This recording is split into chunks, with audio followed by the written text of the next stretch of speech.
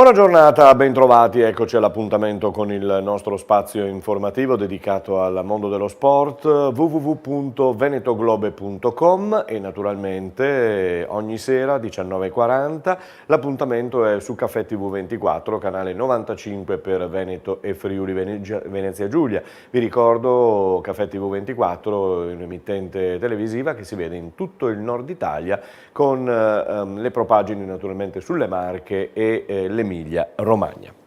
Andiamo a vedere le principali notizie di oggi. Cominciamo dalla Champions, cominciamo dal calcio. È ritornata la Champions e la Roma all'Olimpico ha vinto per 2-1 contro il Porto. È stata la serata di Zaniolo, di questo giocatore che sicuramente è un predestinato, che ha realizzato 2 decisivi gol. Stasera tocca all'Ajax contro il Real Madrid e al Tottenham contro il Dortmund. Mercoledì prossimo la Juve contro l'Atletico Madrid.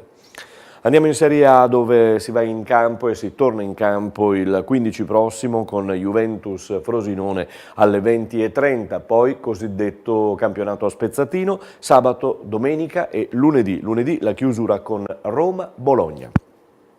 Serie B con una giornata, la prossima, quella di domani, con Palermo-Brescia, l'inizio è affidato appunto a queste due formazioni, poi Benevento-Cittadella per quanto riguarda le Venete, continuiamo con le Venete Padova-Foggia, Spezia-Verona dove c'è sempre un grosso punto di domanda in bilico proprio grosso, scusate il gioco di parole, per la possibilità di un esonero da parte del veronese, la parte della società veronese appunto, potrebbe arrivare Serse Cosmi, riposerà il Venezia. Per la Serie C ieri in campo si è giocato, ha giocato la capolista, il Pordenone, che ha vinto per 1-0 contro la Vis Pesaro. Ha perduto invece per 1-0 il Verona contro il Renate, Monza che ha battuto il Vicenza per 2-0 e c'è ancora qualche problemino in casa all'Anerossi Vicenza con Rosso sempre più arrabbiato dopo le dichiarazioni dell'altro giorno contro Pordenone, adesso deve prendere nota di questa sconfitta con il Monza. Triestina e Südtirol pareggiano 0-0, classifica Pordenone 53, Triestina 44, Feralpi Salò 43. Sabato nuovamente in campo con Ternana Triestina, Renate Pordenone, Vicenza Fermana e Giana Virtus Verona. Per la Serie D invece, sulle squadre che più da vicino seguiamo e più da vicino ci interessano, 23esima giornata e dopo la 23esima giornata quando dicevamo che non c'erano problemi per il Montebelluna, beh eccoli qui i problemini perché ci sono 3 KO di fila per la formazione di Montebelluna, di Checco Feltrin, un momentaccio di risultati che dovrà necessariamente cambiare. Con la prossima gara, domenica, arriva allo stadio comunale di Montebelluna la capolista, una delle 2 capoliste, l'Arzichiampo, che è in testa alla classifica con l'Adriese a 45 punti.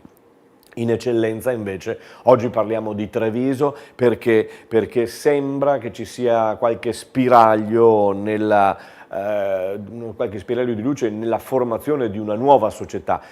Diciamo pure che questa società che sta per finire questo campionato malamente, con un'altra retrocessione sicuramente, è da cancellare in toto. Il nuovo sindaco Conte di Treviso si sta dando un grande da fare, ha pensato ad una cordata, ci sono già degli imprenditori, ci sarebbero anche già 400.000 euro per investire nel nuovo Treviso che dovrebbe e potrebbe partire dall'eccellenza. Staremo a vedere perché ormai per quanto riguarda Treviso ne abbiamo sentite di tutti i colori. C'è da definire comunque in ogni caso la questione del tennis, perché giocare al tennis è veramente un dispendio di energie e di soldi per una squadra che milita nel campionato di promozione o eccellenza.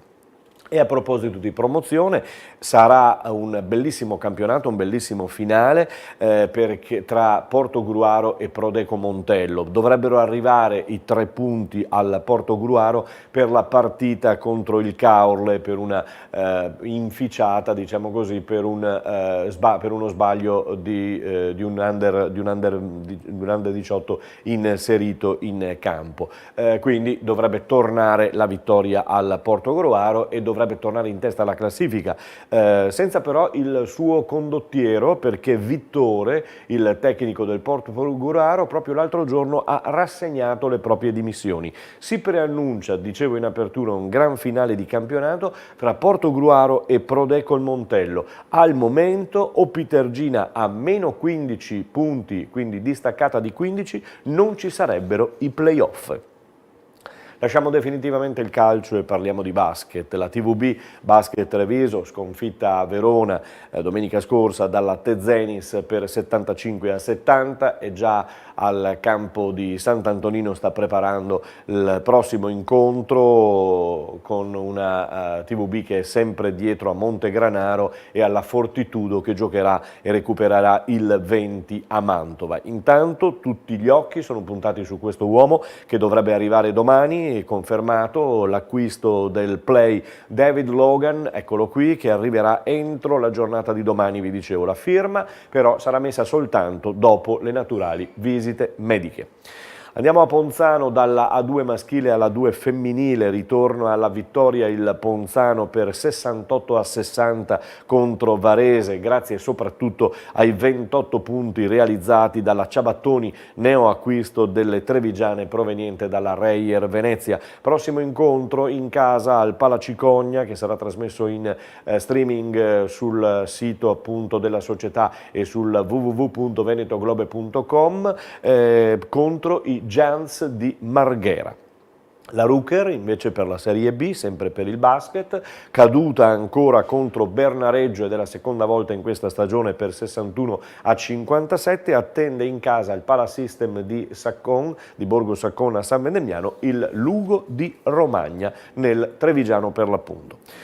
Imoco Volley, vittoriosa al Palaverde contro Chieri, 3-0, gara accorta, intelligente, tanto turnover realizzato e fatto da Daniele Santarelli, che ha fatto riposare moltissime giocatrici. Adesso gli occhi sono puntati naturalmente su sabato alle 20:30 al Palaverde contro Filottrano, e poi a Scandicci nel turno infrasettimanale per giocarsi la Champions, il passaggio alla fase finale della Champions, che è assodato e certificato. Arriverà la conferma ufficiale, pare domani, però si giocheranno le finali a Berlino, quindi l'Imoco spera e conta di esserci. Andiamo sul Palaverde, andiamo sul parquet del Palaverde, abbiamo incrociato Aja Volos in tuta, perché non ha giocato sabato scorso, domenica anzi, e allora andiamo a sentire che cosa ci ha detto. Sentiamola.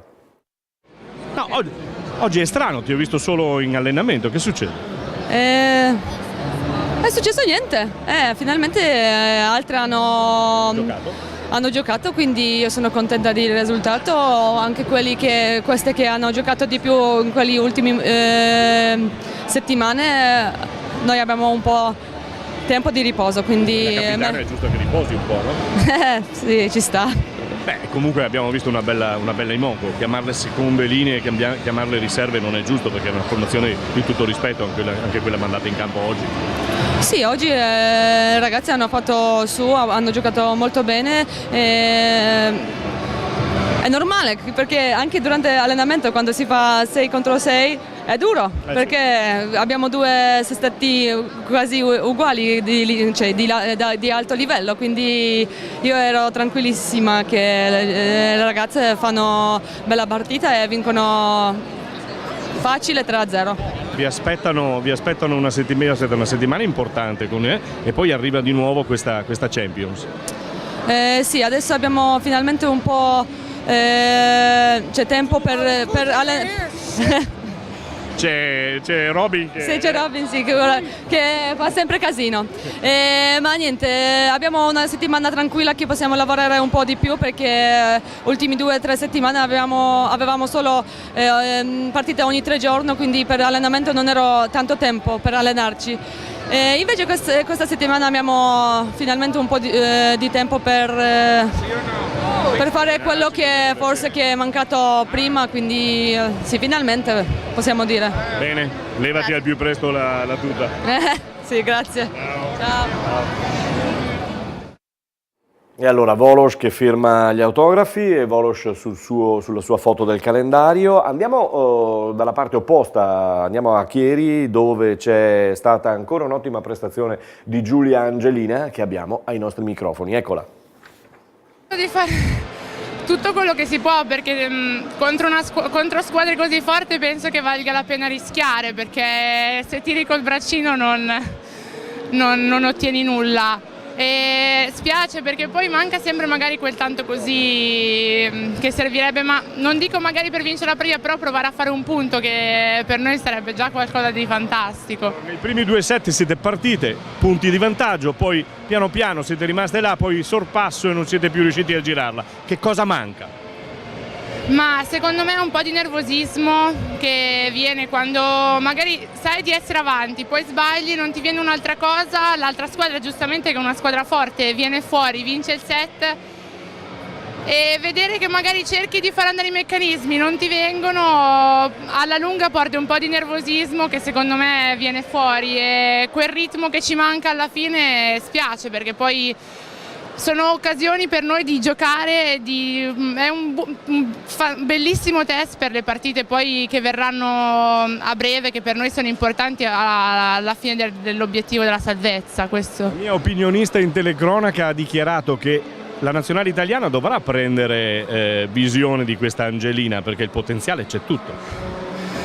Speriamo. No, vabbè, alla fine è un campionato, questo penso il più forte del mondo e per me è già un onore poterci giocare, poi tutto quello che è in più è in più. E allora ti auguriamo il più. Grazie.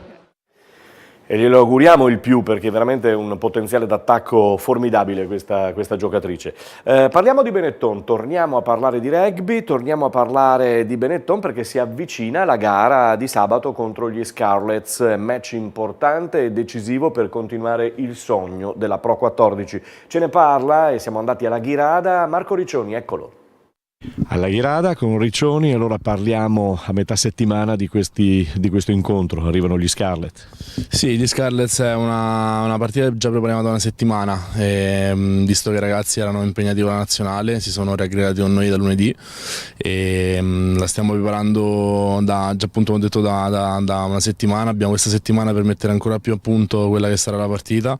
È una partita per noi importantissima, come le altre 3 che verranno dopo a Monico, per rimanere secondi, quindi siamo molto focalizzati e siamo pronti per scendere in campo sabato. Abbiamo già evidenziato più di una volta, è stata una settimana un po' particolare senza i nazionali. Sì, è stata una settimana, per noi è stata una settimana di carico, perché come è giusto che sia, comunque sia, dobbiamo tenerci con il ritmo nelle gambe, quindi abbiamo corso molto, abbiamo provato, ma soprattutto siamo tenuti in forma e abbiamo fatto molto fitness, e questa settimana magari è un po' più tranquilla, anche perché i ragazzi hanno giocato, noi siamo allenati tanto per preparare la partita e per arrivare a sabato in perfetta forma.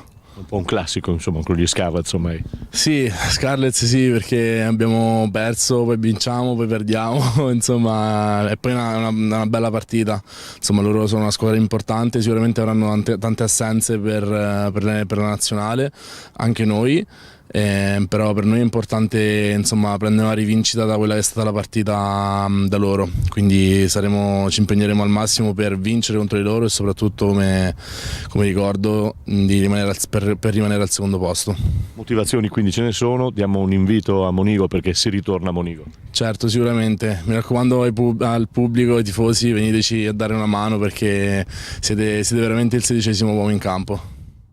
16° uomo, ore 18:15, Monigo, sabato prossimo. Dopo la pausa per le nazionali chiudiamo con l'Hockey di Asiago per le Alps, guidata sempre dalla Valpusteria. Ieri sera alle 20:30 all'Odegaard di Asiago i padroni di casa contro Renon hanno vinto per 4-3. Fermata Renon dopo 11 vittorie consecutive. L'intervista che abbiamo realizzato la sentiremo domani sera. È tutto per quanto riguarda il nostro appuntamento con l'informazione sportiva. Ci sentiamo domani sera, vi dicevo, sempre sul venetoglobe.com e sul canale 95 di Caffè TV 24.